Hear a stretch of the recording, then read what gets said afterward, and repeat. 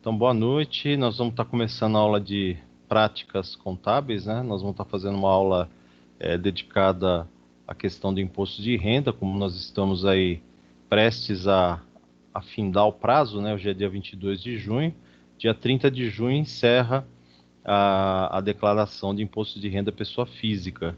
Lembrando que ela já foi até prorrogada em função da Covid, né? Então, eu queria começar as explicações falando para vocês, começando por isso aqui. Peraí. Acho que estão conseguindo ler, né? Sim. Beleza. Então, o que eu precisava começar dando um toque para vocês, né? O que nós temos que estar muito atentos, né? É a questão da malha fina. Então, a Receita Federal, nesses últimos anos, ela tem se aprimorado muito e tem feito um cruzamento de informações muito detalhado, e qualquer coisinha que você deixar de declarar ou declarar de forma errada, né, eles já podem reter a declaração na malha fina e daí vai dar uma dor de cabeça para o contribuinte, né? Então, um item que a gente precisava estar comentando é esse primeiro aqui que fala para nós sobre a declaração de informações sobre a movimentação financeira, né? A DIMF. Então, precisa lembrar o seguinte: quem faz essa declaração são os bancos. Então, o sistema bancário brasileiro todinho, ele vai estar informando a Receita Federal, né? Todos os depósitos, todos os pagamentos, todos os recebimentos e todas as transações que cada um de nós faz no sistema bancário. Então, aí é uma coisa importante a gente tomar cuidado, porque aquela questão, não deixar dinheiro que não seja seu na sua conta, não ficar emprestando sua conta para fazer movimentação de uma coisa, de outra, sei lá, né? Por quê? Um dos fatos que a Receita acaba cruzando e levando o contribuinte para a malha fina é aquela questão, movimentações que sejam superiores à capacidade financeira do declarante. Então, ele tem uma renda baixa, mas a movimentação financeira dele é alta, ok? Então, este item aqui precisa tomar muito cuidado. O segundo ponto que eu queria falar para vocês é em relação a cartão de crédito, né? Eu sei que tem muitas pessoas que acabam até emprestando cartão de crédito para parente, para fazer compra disso, daquilo, né? Mas precisa lembrar assim, todas as operadoras de cartão de crédito também têm que informar a Receita Federal a movimentação dos seus clientes. É obrigatório. Então, o que acontece? Se a minha movimentação no meu cartão de crédito for superior à minha renda, pode também causar uma investigação da Receita. Quando eu fizer a declaração, não informo uma renda compatível, né? E a movimentação do meu cartão de crédito for muito superior, eles vão querer saber o que está acontecendo. Então precisa tomar bastante cuidado com isso também. Um outro ponto também é a questão de aluguéis. Então, precisa tomar cuidado, por exemplo, declarantes, né, clientes, pessoas que vão procurar vocês aí para fazer imposto de renda e que recebam aluguéis. Então, já existe também uma declaração, né, sobre essa questão de atividade imobiliária. Então, precisa lembrar assim, é lógico que isso é se o imóvel for alugado através de uma imobiliária. Se não for aluguel através de uma imobiliária, então você precisa lembrar assim: a pessoa que paga aluguel, ela declara imposto de renda e declara que paga o aluguel? Se ela fizer isso, quem recebe o aluguel é obrigado a declarar, certo? E se o imóvel for alugado através de uma imobiliária, também é obrigado a declarar, porque a imobiliária vai estar informando através dessa declaração de informações sobre atividade imobiliária. Tá? Então, precisa tomar bastante cuidado com esse item aqui, porque antigamente muita gente escondia rendimento de aluguel, né? Não informava, mas aí nós temos que ficar bem mais atentos para saber, né? Se é alugado através de imobiliária, acabou, tem que declarar. E segundo, se a pessoa que paga o aluguel para aquele que recebe, né? Se a pessoa que paga declara, quem recebe também tem que declarar, tá? Outro ponto também é as famosas despesas médicas, né? Então, assim, a gente sabe que muitas pessoas usavam essa parte de despesa médica para tentar abater um pouco do imposto devido, né? E já faz algum tempo que todas as operadoras de serviços médicos, hospitais, enfim, todo mundo que cobra pelo serviço médico, né, informa a Receita Federal através da declaração de serviços médicos. Então lá ela vai estar informando quem pagou, o CPF da pessoa que pagou, quanto pagou e qual foi o serviço prestado. E isso a Receita Federal fica acompanhando assim com lupa, né? Então, muito cuidado com essa parte de serviço médico. Esse negócio de falar assim, eu peguei um comprovante de dentista, peguei um comprovante de médico, peguei um comprovante não sei do que me arrumaram aí e tal. Se a pessoa que forneceu isso não declarou, você vai cair na malha fina. E aí vai ser cobrada a diferença, vai ser cobrado multa, aquela coisa toda, tá? Outro ponto importante é em relação ao trabalho assalariado. Então, assim, todas as empresas no Brasil inteiro, elas são obrigadas a informar para a Receita, né, através da declaração de imposto sobre a renda retido na fonte, a DIRF, né, o valor do rendimento do trabalho assalariado. Então, o que acontece aqui? Se você, vamos supor, a pessoa fala assim, eu não vou declarar imposto, mas você tem que declarar. Você ganha acima do limite de isenção. O imposto de renda vai saber que você não declarou. Porque através da DIRF ele consegue fazer o cruzamento da informação. Tá? Então precisa tomar bastante cuidado com esse detalhe também, a não ser que a pessoa seja isenta. Aí, tranquilo, né? Mas se não for isenta, tem que ficar atento, porque senão vai acabar sendo pego pela Receita. Uma coisa que parece boba, né? Nota fiscal paulista. Então a pessoa fala, não, peguei lá um dinheirinho na nota fiscal paulista, né? Esqueci de declarar. Não pode. Então, às vezes é uma bobagem, né? Um valor pequenininho, mas tem que ser declarado, porque se não fizer isso aí, pode ser um dos motivos que sua declaração vai para malha fina e aí de repente eles acabam encontrando até mais algum erro, né? Então precisa lembrar assim, se você resgatou créditos, que às vezes é valor baixo, né? Você vai informar isso em rendimentos isentos e não tributáveis. Código 26, outros. Agora, se você ganhou um sorteio, né, um prêmio de sorteio na nota fiscal paulista, aí você vai informar em rendimentos sujeitos à tributação exclusiva. Linha 12, outros. Bastante cuidado, que às vezes você acaba sendo premiado, né? Um prêmio de sorteio, às vezes é R$ 10, R$ 50, mas tem que separar o que é crédito da nota fiscal e o que é prêmio de sorteio. Não pode ser o valor tudo junto. Quando você pega lá o extratinho da nota fiscal paulista, eles já separam os valores, né? Então você tem que fazer exatamente como está naquele extratinho da nota fiscal paulista, para não ter perigo de cair na malha fina. E o último ponto que eu precisava lembrar vocês é a questão do saque imediato do Fundo de Garantia.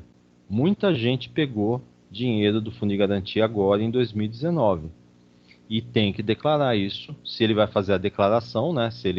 O contribuinte tem que fazer a declaração, não pode esquecer de colocar o valor que ele recebeu de fundo de garantia.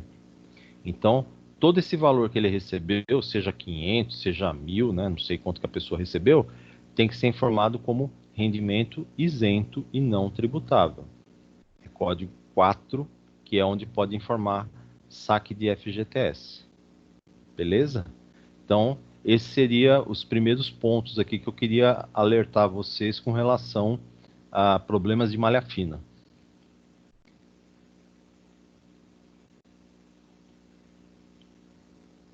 Você quer perguntar a sua dúvida agora? Aproveitar? Então, professor, eu Vai estava lá. preenchendo, eu fiz a declaração do rapaz, né, antes Hum, de enviar, eu mandei para ele o resumo, pra e ele conferir. ele me questionou a parte de um imposto, se eu não me engano, eu acho que era do 13º dele, Hum. o imposto de renda, que não estava batendo na declaração. Aí eu falei que eu ia pesquisar para dar um parecer para ele direitinho antes de enviar.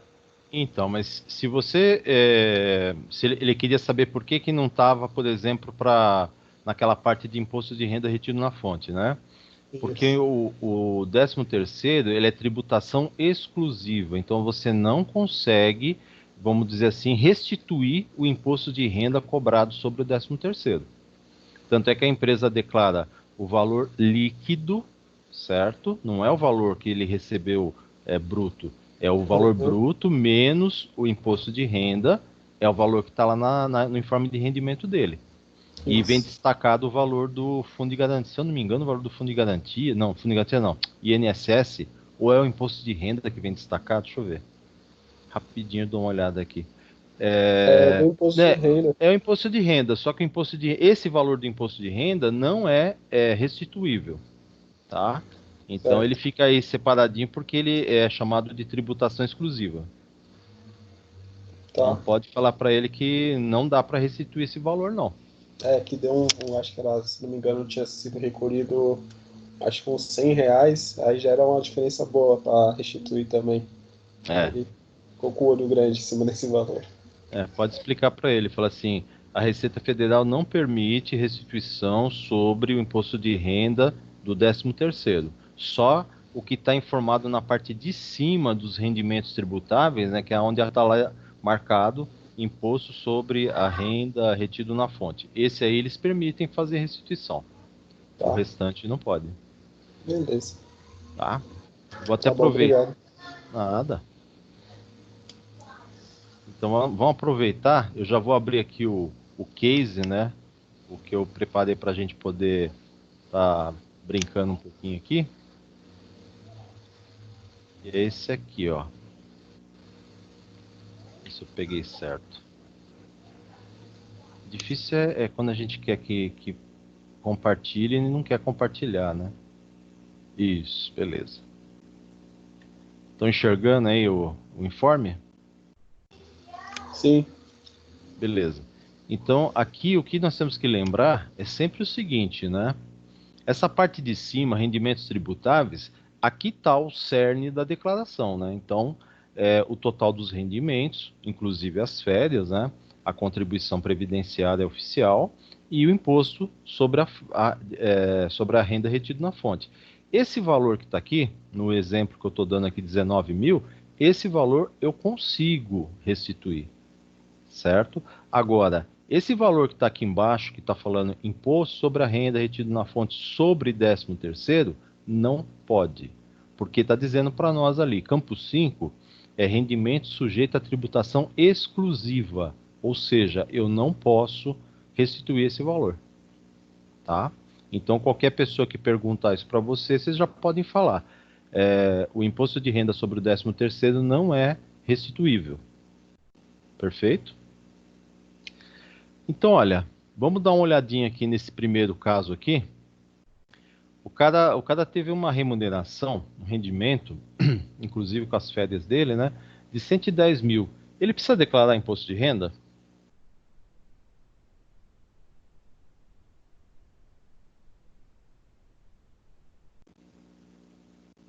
Ele precisa declarar imposto de renda? sim, sim. Precisa, né? Então, vamos ver um detalhe, né? Esse nosso contribuinte aqui, ele é casado, né? E a esposa dele e ele sempre fizeram declaração em conjunto. Todos os anos que foi feita declaração aqui, né? Eles fizeram declaração em conjunto. Deixa eu ver se eu acho dela aqui. Acho que esse aqui. É esse. Aí o que que aconteceu, né? Em 2019, a esposa dele, ela voltou, ela começou a trabalhar, né? E ela teve uma renda aqui de bruta, né? De 45 mil. Aí a pergunta é, nós sabemos que ela também precisa fazer imposto de renda, né? A pergunta é, o que compensa? fazer o imposto em conjunto, como eles sempre fizeram em todos os anos anteriores, ou fazer a declaração separada. E aí? Seria mais vantajoso fazer separado. Pelo valor, né? Sim. Então, aí qual que é o grande lance? Se vocês tiverem alguma dúvida, que às vezes acontece isso, né? A pessoa vem e fala, mas eu sempre fiz em conjunto, não sei o que lá, faz um teste, né? Então, eu também, batendo o olho aqui, eu acho que o melhor é fazer separado. Agora, vamos pensar o seguinte, ou o declarante fala, não, sempre fiz em conjunto, eu quero que faça. Então, você pode fazer a declaração em conjunto, vai ter que informar a renda do declarante e da esposa, né? Coloca todas as deduções que são possíveis e faz um teste, vê quanto que é o imposto a pagar. Aí você tira no caso, a esposa, né? Tira ela como dependente, tira ela da declaração da parte de rendimentos, tira todos os valores dela e verifica quanto que dá sem a esposa. E mostra para a pessoa, fala, olha, em conjunto, separado. E aí você tem que fazer a dela também separado para poder ver, né? De repente, os impostos dos dois somados, quando faz a declaração em separado, pode ser até que fique maior. Não sei. Precisaria fazer um teste, né? Então, o que, que nós vamos estar fazendo hoje? Eu vou pegar o caso aqui. Então, nós temos dois informes de rendimento, né? O do marido e o da esposa. E nós vamos fazer um teste aqui. Então, o que, que nós vamos estar fazendo?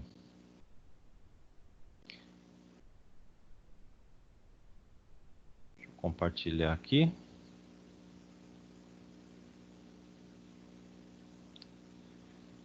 Se o Teams deixar, né?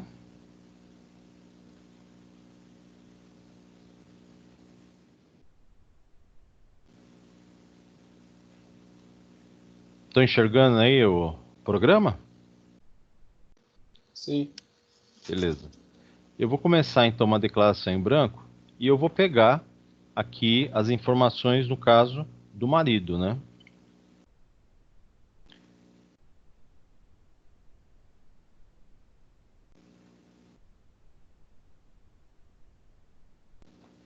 Eu nem vou preencher tudo não, só para a gente poder fazer o cálculo. Aqui, quando a gente pega essa primeira parte, o que, que nós temos que tomar bastante cuidado, né? Título eleitoral não é obrigatório, mas é importante colocar, né? Outra coisa importante nessa declaração é sempre dizer se ela é original ou se ela é retificadora. E se a pessoa fez a declaração de anterior a 2019, né, ou seja, no ano passado se fez a declaração, colocar o número do recibo da última declaração entregue. Tá? Isso é importante. Uma outra coisa que muita gente nem se dá conta é que eles perguntam: um dos declarantes é pessoa com doença grave ou deficiência física ou mental?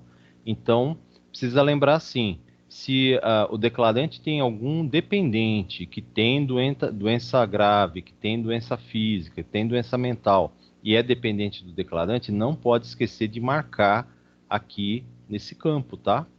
É importante isso. Aí está perguntando: possui cônjuge? Sim. Vou informar aqui o CPF da cônjuge, da catifunda, né?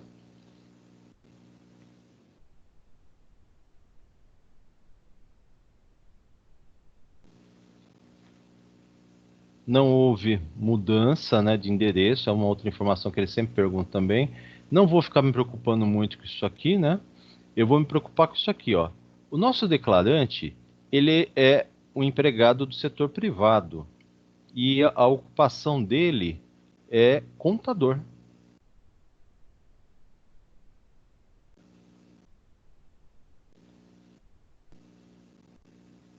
Então é a 252.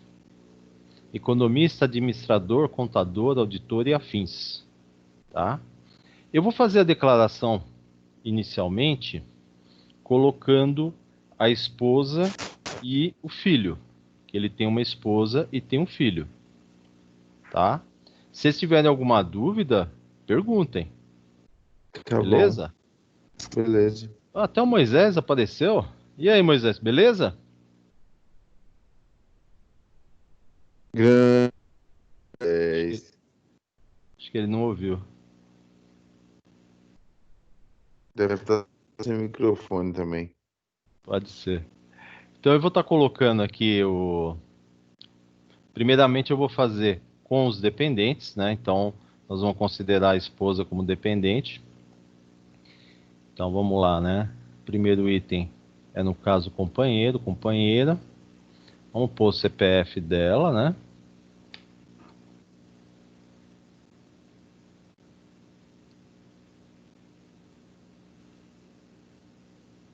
A data de nascimento dela que eu esqueci de marcar aqui. Mas acho que 89, se eu não me engano. Ah, pô.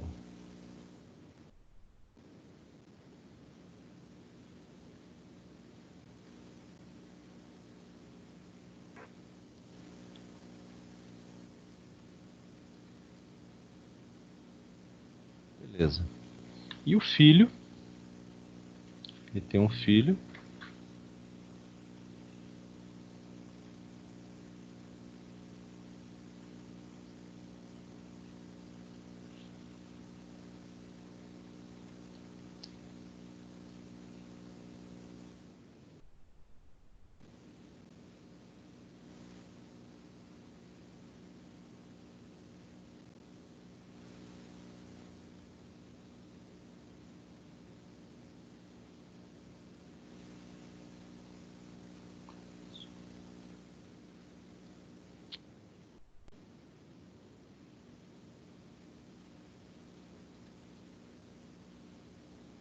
Beleza.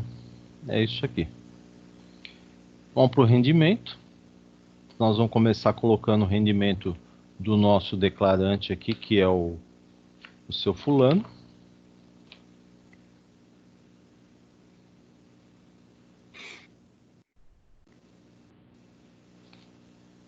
O rendimento dele foi esse aqui.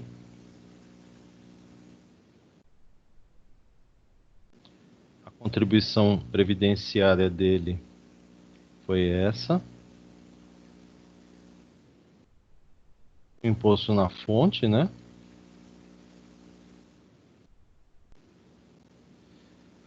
O 13º, que nós falamos no começo, né, que é tributação exclusiva, então a gente coloca aqui a título de informação, mas lembrando que esse imposto de renda não é restituível, né?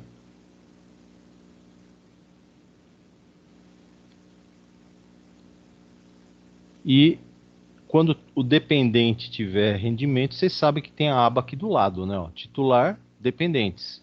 Então eu venho aqui clico em dependente, novo, vamos colocar a esposa, né?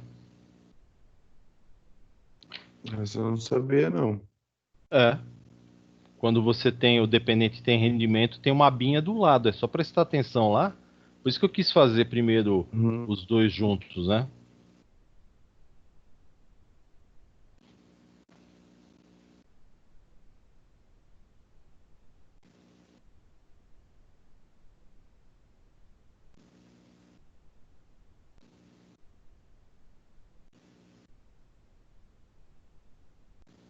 O rendimento dela, então, vamos lá.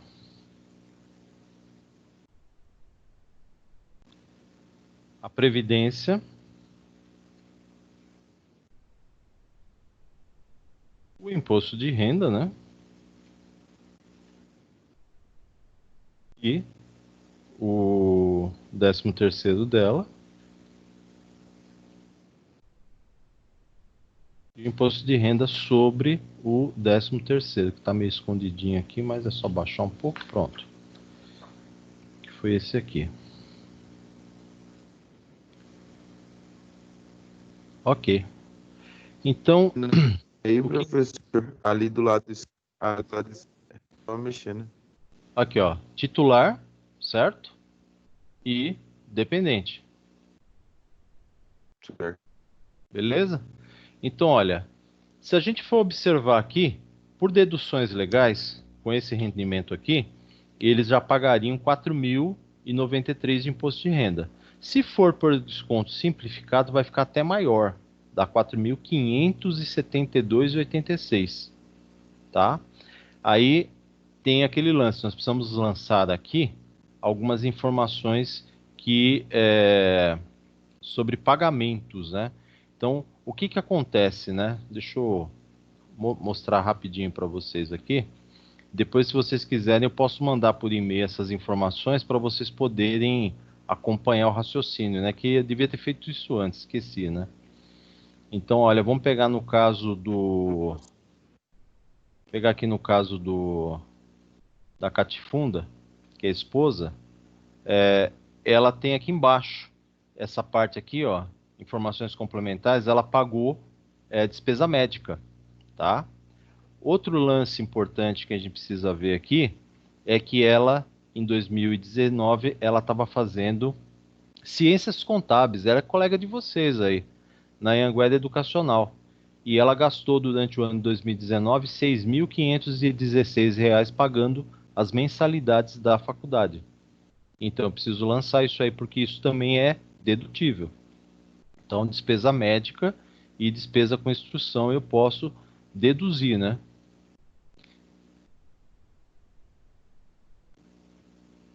Sim. Então vamos voltar lá para... Ô, professor, nesse caso aí, aquela aluna aí ela faz Deu uma cortada, agora eu não consegui pra entender. rendimento. A- Ainda não foi. Tá cortando a sua voz.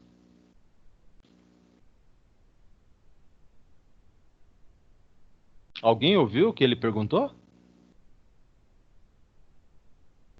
Não, não, professor. Tá ruim mesmo. É, tá ruim, tá cortando. Eu tô colocando então aqui, ó, a instrução, no caso dela, né, que foi ela mesmo que estava fazendo, né? Coloco o CNPJ da Anhanguera, que é o único CNPJ verdadeiro que tem aqui nesse exemplo que eu estou dando. O restante é tudo fictício, né?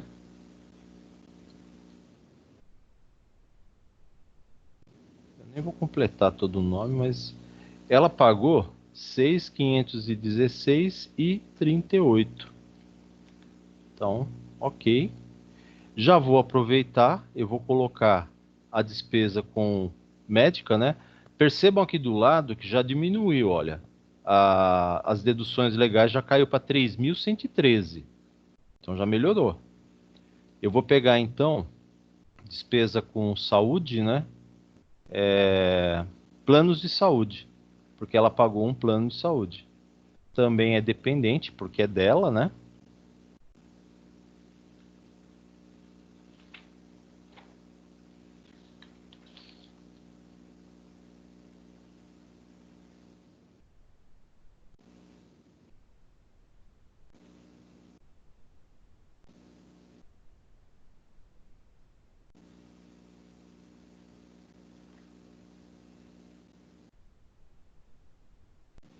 E ela gastou no ano 1980.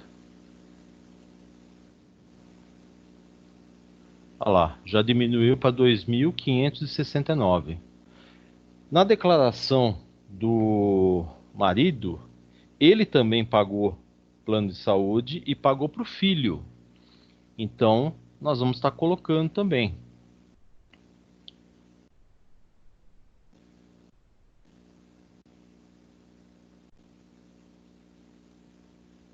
o titular.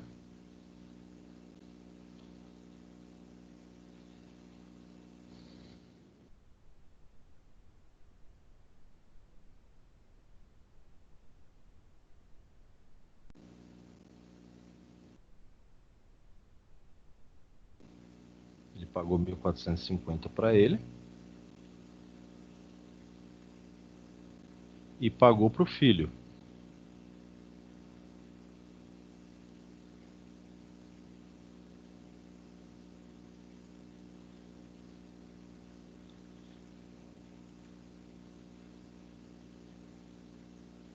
pegar o menino.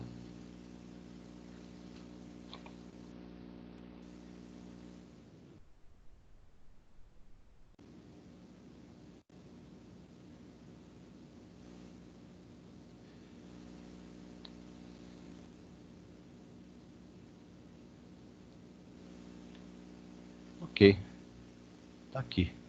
Então, com essas deduções, esses valores que eles gastaram em educação e saúde, né? O que que aconteceu? Uma declaração em conjunto dele e da esposa, as deduções legais, né? Por deduções legais, ele teria ainda que pagar R$ 1.887,41. Perfeito? E aí vem aquela questão, né? Será que é melhor fazer em conjunto ou fazer separado? Bom, então vocês já viram que deu 1.887. Eu vou excluir então a parte da Catifunda, que é a esposa dele, ó. Estou excluindo o que ela pagou de faculdade, estou excluindo o que ela pagou de saúde e vou excluir a parte de rendimento. Então eu vou aqui e tiro o rendimento dela.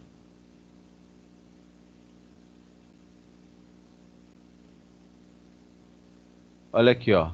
Ele tem que pagar sem a esposa. Espera aí que tem mais uma coisinha que eu preciso tirar aqui, que é ela aqui como dependente, né? Senão vai ficar errado. Perfeito. Então é isso aqui, ó. Sem a esposa, ou seja, fazendo o imposto de renda de forma separada, só ele, sozinho, vai ter que pagar 3.277. Perfeito? Vocês se lembram que em conjunto eles estavam pagando 1.887. Perfeito? Confere? Então, só para a gente poder entender, vamos fazer agora a dela separada, né? Que nem eu falei, nós temos que fazer o teste, né? Então, vamos pegar ela sozinha.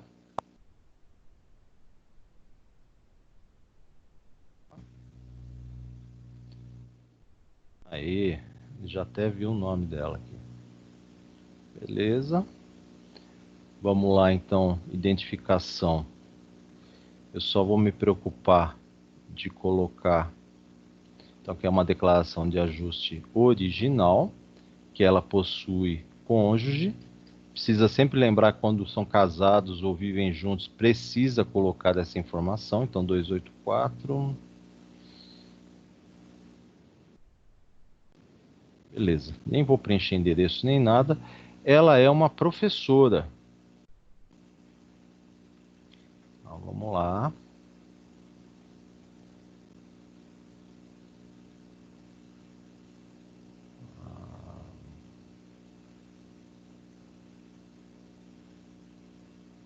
Não, acho que não é aqui.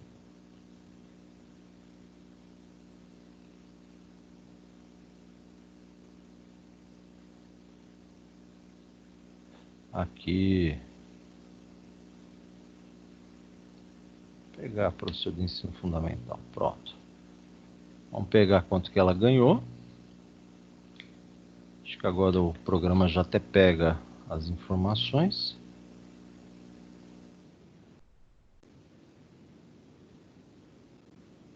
Aí, beleza.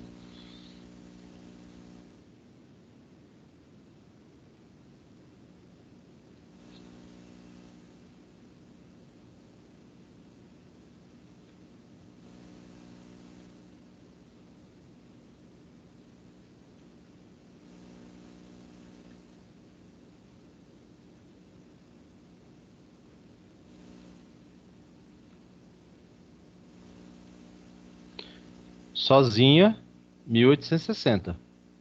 Estão vendo aqui, né? Agora vamos para a parte de descontos, Sim. né?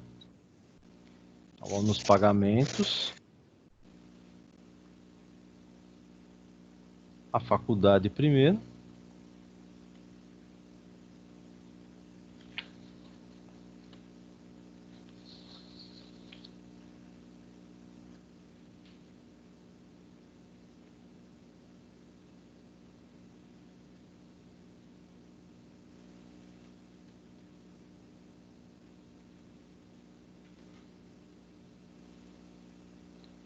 e a parte de saúde.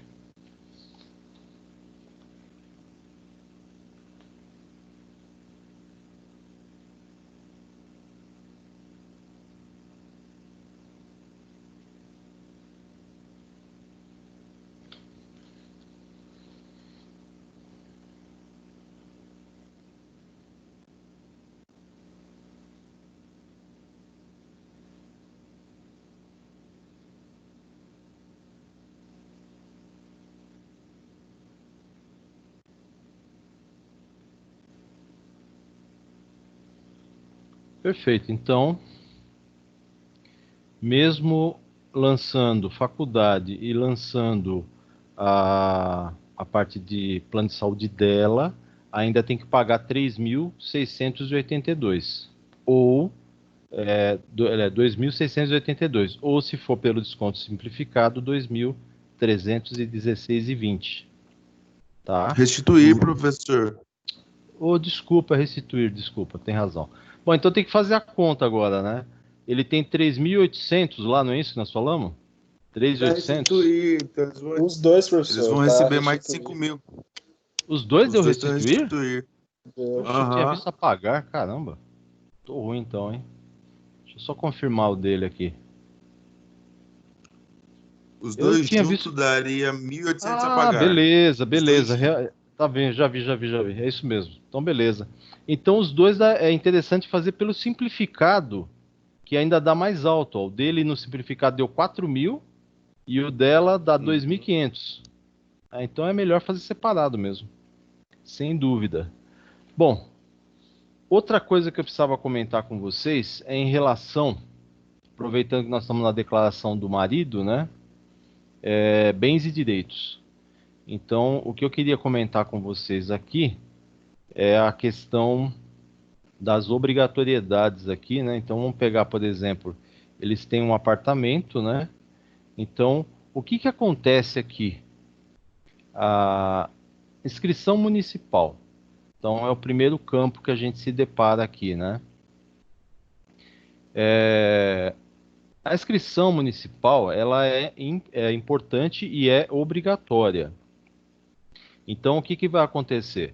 Se você vai declarar o bem, um imóvel, do seu cliente, precisa lembrar assim, mesmo que ele não tenha um imóvel registrado em cartório, mas se ele tem um imóvel no nome dele, que tem registro na prefeitura, ele tem que estar declarando esse bem. Perfeito? Então, eu vou pegar o exemplo dele, que nem eu falei para vocês, ele tem um imóvel, né? Um apartamento. Eu vou colocar aqui o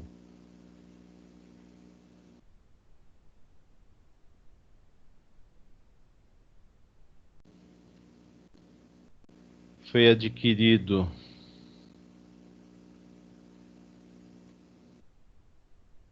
Ó, eu não vou ficar com muita coisinha. Agora, o que que acontece aqui? Há uns anos atrás, a discriminação, você descrevia todo bem e informava inclusive rua, número, se for apartamento, qual o número do apartamento e assim por diante. Agora, já desde o ano passado, se eu não me engano, ou se for, acho que foi do ano anterior, é obrigatório você separar o logrador, ou seja, o endereço tem que vir separado, o número, tudo separadinho, por quê? É uma maneira que o imposto de renda tem de fazer o cruzamento dessas informações, tá? Então, precisa tomar bastante cuidado com isso para não ter problema de informar errado.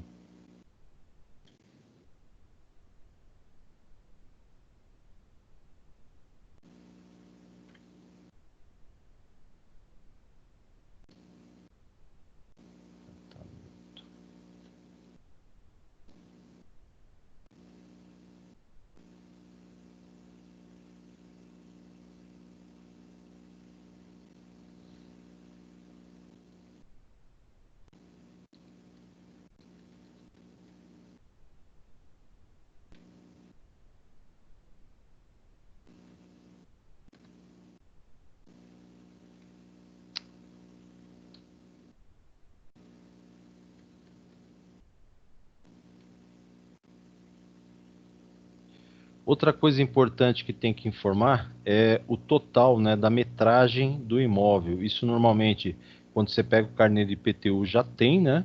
Então é só pegar lá e dar uma olhadinha, né? Então aqui são 170 metros, né? Eles colocam também hectares, caso seja propriedade rural, né? E aí vem essa perguntinha mágica, né? Tem registro no cartório de registro de imóveis? É registrado no registro de imóveis? Se tiver registro, vocês têm que colocar também isso aqui. Mas muitas pessoas não têm o imóvel registrado no cartório, né? Mas se tiver registrado na prefeitura, já é obrigatório fazer a, a declaração disso aí. Professor, esse registro no cartório é a escritura? Isso. Exatamente. Ah.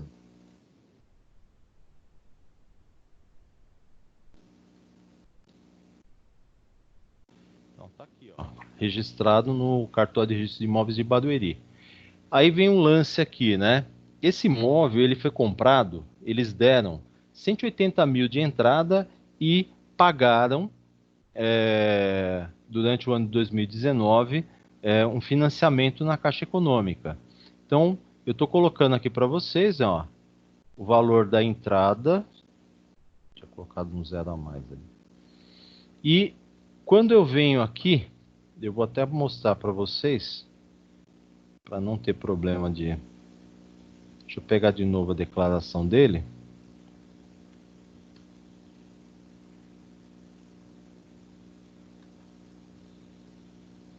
Ok. Declaração do marido, tá aqui. Quando a gente está falando então do imóvel, né? Mesmo fazendo declaração separada, o casal pode declarar todos os bens com um único dos cônjuges, ou com o marido ou com a esposa. Então tá aqui, ele comprou o imóvel, né? Ele deu de entrada 180 mil, tá aqui, ó.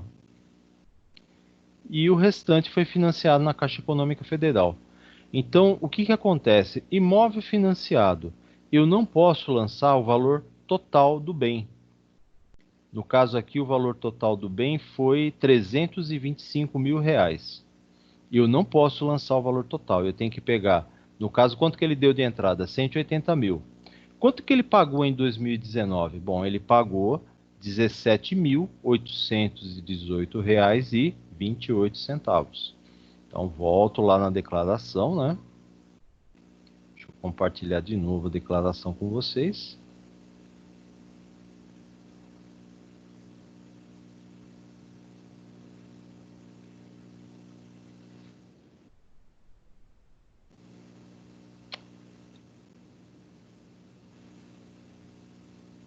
Beleza? Então, ó, 180 mil de entrada, e aí eu vou pegar e somar com o valor que ele pagou para a Caixa em 2019. Então, 17. Opa, estou saindo no lugar errado aqui.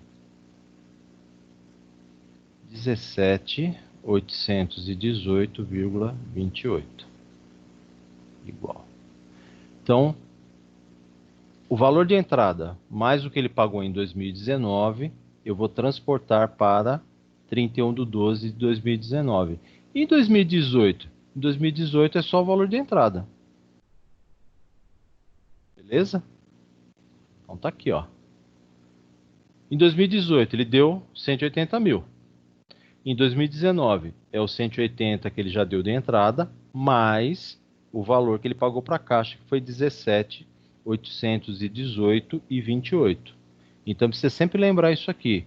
Quando você estiver fazendo declaração de um bem que está financiado, você vai pegar o valor do ano anterior, somar o que foi pago no financiamento com o banco, né, seja Caixa Econômica ou qualquer outro, e aí você totaliza aqui na parte de bens, né? Eu não fiz a discriminação porque, como é só um exemplo que a gente está fazendo com vocês, né? Um outro ponto importante também que a gente precisa falar com relação a essa questão de malha fina, em questão de cuidados na declaração, a parte de informe de rendimentos. Que nem eu falei para vocês, os bancos informam tudo para a Receita Federal, né? Então, o que acontece aqui, ó? Ele tem aqui um informe do banco. Então, o que acontece? Valores abaixo de R$ 170 depositados em conta corrente não precisam ser informados. Ele tem aqui, ó, R$ 10 de saldo em conta. Ele tem 10 centavos em conta de poupança, né? Porque é aquela conta conjunta, poupança e conta corrente, né? Então os bancos sempre já fazem essa jogadinha. Mas tem um detalhe aqui, ó. Ele tem dinheiro investido. Então ele tem aqui renda fixa, né? E ele tem CDB. Então precisa tomar bastante cuidado aqui, porque, ó, esses valores aqui têm que ser informados em rendimentos sujeitos à tributação exclusiva. Então eu tenho que vir aqui, colocar o rendimento, não é o valor da aplicação, tá aqui, ó. Os rendimentos vão em rendimento sujeito à tributação exclusiva. E o valor que ele tem aqui, esses valores aqui, tem que ir na declaração de bens do declarante. Beleza? Então não pode esquecer. O valor investido, declaração de bens. O valor do rendimento, nesse caso, está marcado aqui no próprio extratinho do banco, né? Ó. Acho que dá para vocês enxergarem aqui, né? Ó. Rendimentos sujeitos à tributação exclusiva. Então, são dois lugares diferentes da declaração que eu vou ter que estar informando para a Receita Federal. Então, só para a gente poder completar essa parte aqui, ó. Vamos voltar na declaração dele. Não voltamos, ó. Voltamos na declaração. Como eu já estou aqui na parte de bens, eu já vou colocar, então, essa parte dos bens dele aqui, ó. Aplicação de renda fixa, CDB, RDB. De quem? Do titular.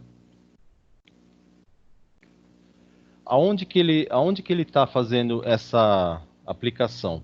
É no Banco Itaú. Então, vamos colocar o CNPJ do Banco Itaú.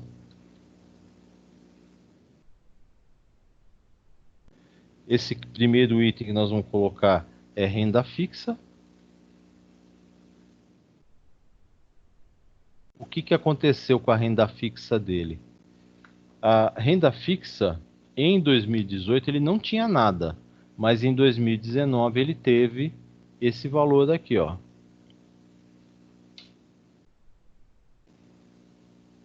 Ok. E vamos colocar o valor do CDB.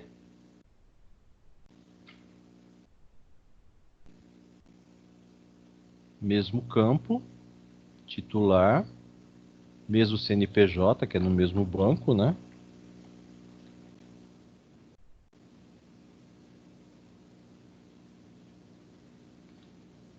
CDB. O que aconteceu? Em 2018 ele tinha um valor. Em 2019 ele tinha quase o mesmo valor.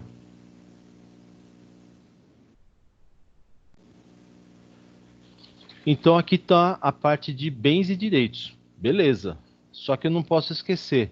Eu vou lá no rendimento sujeitos à tributação exclusiva e venho colocar o valor do rendimento esses investimentos aqui. Então, rendimento sobre aplicação financeira do titular. Quem pagou isso aqui foi o Banco Itaú, então eu tenho que colocar de novo o CNPJ do Banco Itaú.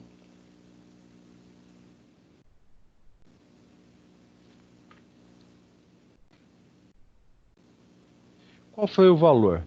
Então eu preciso lembrar, eu posso estar colocando o valor total, não preciso separar o que é da renda fixa, o que é aplicação em CDB, porque os dois valores que eu estou declarando é sujeito à tributação exclusiva e os dois valores são pagos pelo Banco Itaú. Então eu posso pegar o valor total, né, que foi 28,79. Opa. 29 e lançar. Perfeito. fiz aqui essa parte da declaração. Tá? O que a gente tem que estar sempre atento, né? Independente de ser uma declaração em conjunto ou uma declaração em separado, vamos supor que a gente mantivesse a declaração em conjunto do casal. Então a gente precisa lembrar assim, no caso da esposa, ela também tem conta em banco. Então eu preciso colocar os valores da conta dela, informado pelo banco, e os valores da conta dele, informado pelo banco. Eu não posso esquecer. Porque vai que de repente tem algum valor aplicado por ela também, então precisa estar constando isso aí. Perfeito? Então, assim, lembre-se sempre daquilo que eu falei no comecinho, né? Espera só um pouquinho. No início, eu falei para vocês isso aqui, ó.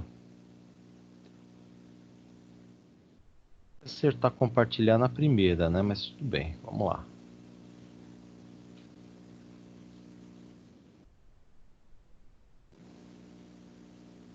Essa questão aqui, ó. Os cuidados com a malha fina é a declaração de informações sobre movimentação financeira. Então, se eu estou declarando a declaração de um contribuinte, né, um cliente meu, eu sempre tenho que perguntar: você tem conta em banco? Você tem conta em mais de um banco?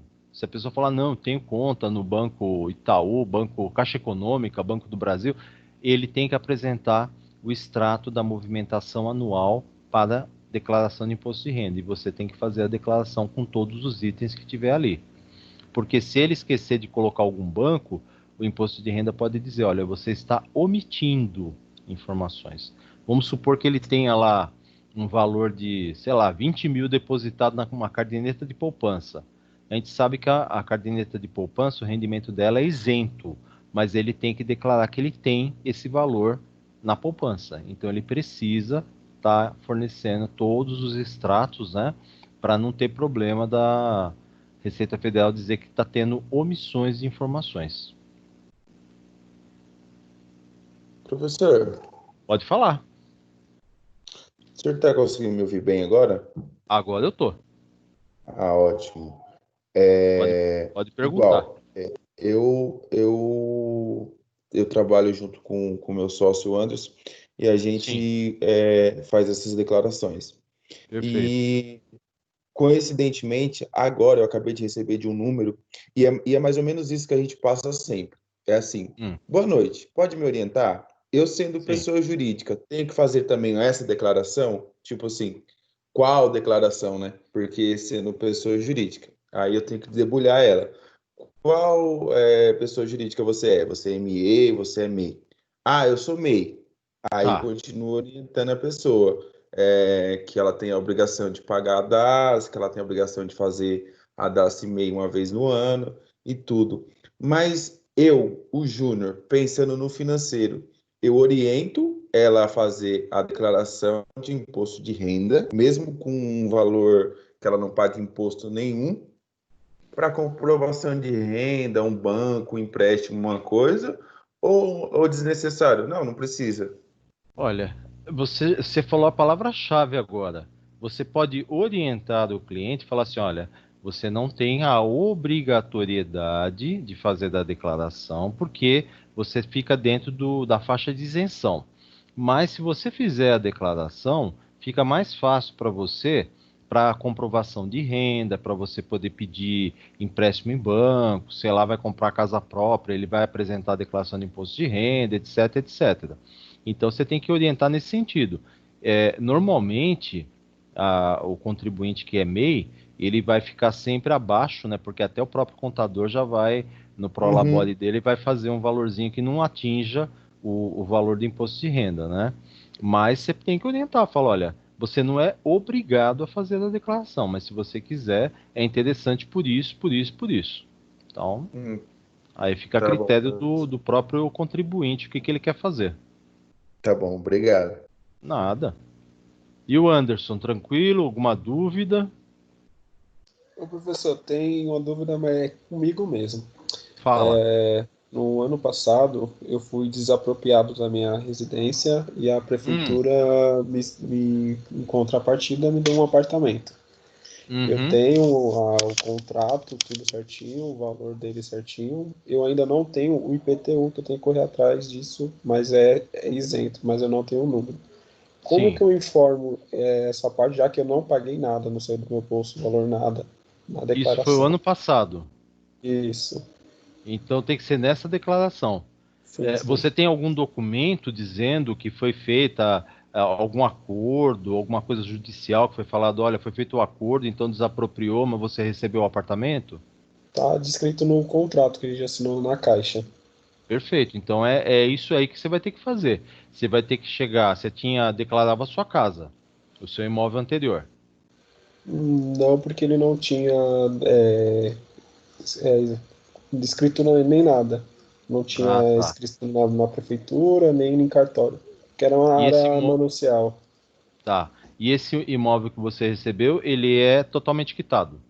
Sim, Então você vai ter que verificar qual é o valor dele, né? Qual que é o valor que foi registrado lá junto à Caixa, é isso que você falou? isso, isso. Então, É, vai ter que verificar qual o valor registrado e escrever na descrição que esse imóvel você obteve ele, né? Conforme contrato tal, tal, tal, como forma de como é que fala, indenização pela desapropriação do imóvel, tal, tal, tal. Você menciona o imóvel lá, né?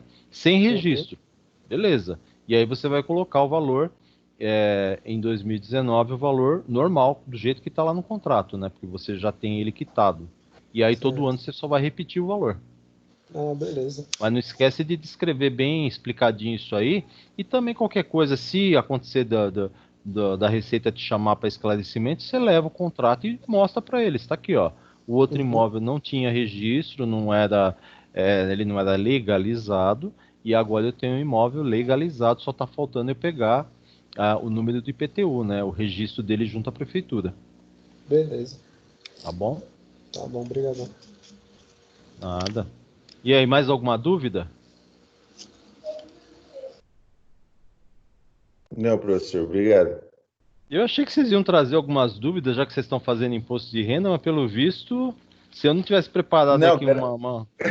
uma coisinha. Não, mas graças a Deus não foi nada assim muito. O problema maior com o cliente é o atendimento ao cliente. Na hora que ele traz a documentação, a gente consegue ir aqui fazendo, faz ali tranquilo. Mas o problema mesmo é lidar com o cliente. Assim, não é um problema comum, recorrente, Entendi. mas nada muito enorme, não. O pessoal querendo esconder conta bancária, querendo esconder investimento, mas a gente deixa ciente, fala, ó, a gente vai mandar, é sua, se cair na malha fina é você. E aí a pessoa, não, então vamos fazer certinho. Não sei o quê. Eu falei, é o que eu tô falando desde o início, tem que fazer certinho. Então, o que vocês têm que orientar sempre o cliente é assim: essa questão de extrato bancário, essa questão de imóveis, né? Desde que esteja tudo regularizado, assim, tudo certinho, não afeta pagamento de imposto. Não é porque eu tenho dinheiro aplicado no banco que eu vou pagar mais imposto de renda na declaração, não é isso. A única coisa, assim, eu tenho que comprovar de onde veio o dinheiro. Ah, mas veio do meu trabalho. Beleza, então não tem que esconder nada. O que você tem que lembrar ao cliente assim, é o trabalho assalariado, aquela parte de rendimentos tributáveis. Se o cara for autônomo, o valor que ele declarou como autônomo, ou no caso do MEI, o valor que ele retirou de Prolabore. Isso é tributado. O restante é informativo. A Receita cruza as informações, por quê? Ela vai cobrar dos bancos, porque os bancos têm que informar, ela vai cobrar das imobiliárias, que a imobiliária tem que informar, cartão de crédito informa, enfim, todo mundo tem que informar a receita. Porque de um lado ou de outro, ele acaba conseguindo a arrecadação que ele quer. Porque mesmo o banco, ele vai ter que pagar imposto de renda, né? No caso de investimento, a gente paga imposto de renda na fonte, que não é restituível, mas paga. E eu só coloco na declaração para informação. Então, essa questão de conta bancária é bobagem, não tem que esconder. Uhum, Tá? É só orientar verdade. o cliente para ele tá ciente que assim, se ele esconder, ele tem perigo de cair na malha fina. Se ele informar É, certinho, colocar tudo certinho, Não tem problema não, Tá bom, professor, valeu. tá bom? Bom, eu vou na quinta-feira, eu vou trazer umas outras coisas que eu preparei, né? E seria interessante que os alunos trouxessem as suas dúvidas, né? Porque eu pensei assim, uma aula prática, eu dou uma pincelada aqui e ali explicando alguma coisa, mas assim, o mais interessante seria que o aluno trouxesse as suas dúvidas, né, em relação a imposto de renda para poder esclarecer, entendeu? Que nem uma colega nossa perguntou, e hoje também uma amiga minha me perguntou, né? A cunhada dela está fazendo a declaração e tem que estar fazendo, ela tem um comércio, né? E uma ex-funcionária processou ela, não é? E ela tinha que estar fazendo lá perdeu a ação e tinha que pagar uma indenização. Aí ela queria saber como é que ela ia declarar isso aí, como é que ela declarava o honorário do advogado e como é que ela declarava a indenização. Eu falei, olha, é pagamentos efetuados, as duas coisas. O honorário advocatício e, no caso da indenização, a mesma coisa. O honorário advocatício e essa indenização que a pessoa pagou não é dedutível para efeito de imposto de renda. Agora, por que a gente declara?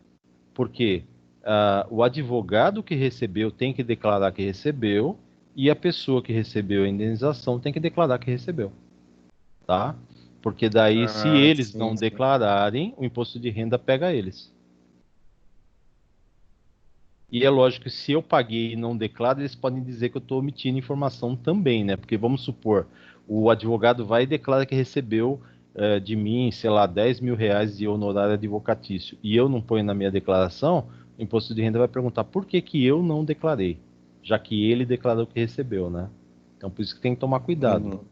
É o mesmo caso de aluguel, né? Quem paga o aluguel, se ele declarar, quem recebe tem que declarar também que recebeu, senão vai dar problema.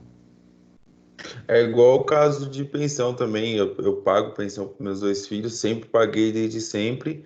E aí eu coloquei na minha declaração, tô terminando a minha declaração, tá igual a do Anderson. Não foi, fizemos um monte, mas não fizemos a nossa. Aí eu tô terminando de preencher e coloquei o nome dos meus filhos, CPF, eu declarei Sim. como dependente, como alimentado e tal.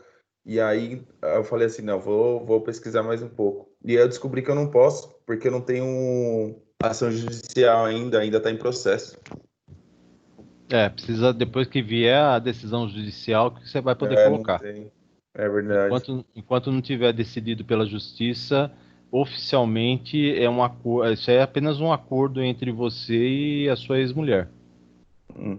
É, Infelizmente é uma realidade. sim, Mas fazer o quê, né? sim, sim. Bom, é isso, né? Se na quinta-feira o povo se animar, nós vamos estar de novo aqui tirando dúvida e trazendo mais algumas coisas aí do meu conhecimento, da minha experiência. Tá bom, professor. Obrigado, viu? Tá bom? Eu Vê se chamei para esse agita, online agita a também. turma lá. Vou deixar. Eu agitei já, mas eu vou agitar de novo. Vamos tentar trazer a turma de volta aí. Porque assim, eu pensei numa aula assim, mais ou menos de 1 hora, né? Para a gente poder tirar as dúvidas, fazer orientações sobre